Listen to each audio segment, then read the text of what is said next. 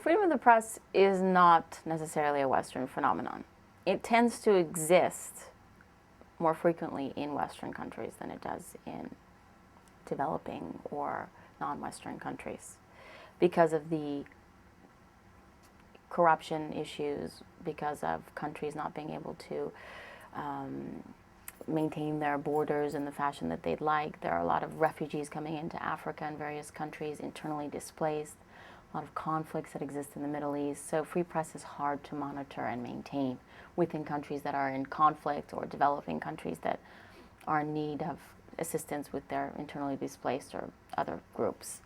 The top five, or at the top five, on the World Press Freedom Index, you have Finland, you have Norway, you have Canada, you have countries that are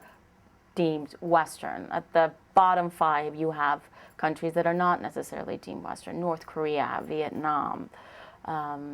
Cuba, Iran, countries like that are not Western, but also are countries that are either in between or in regions where they're being really lobbied by the international community to get rid of arms programs, for example, like in North Korea, countries in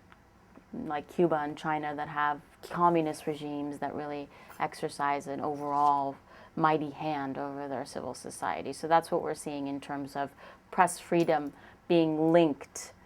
to Western countries more frequently because of this lack of crisis, economic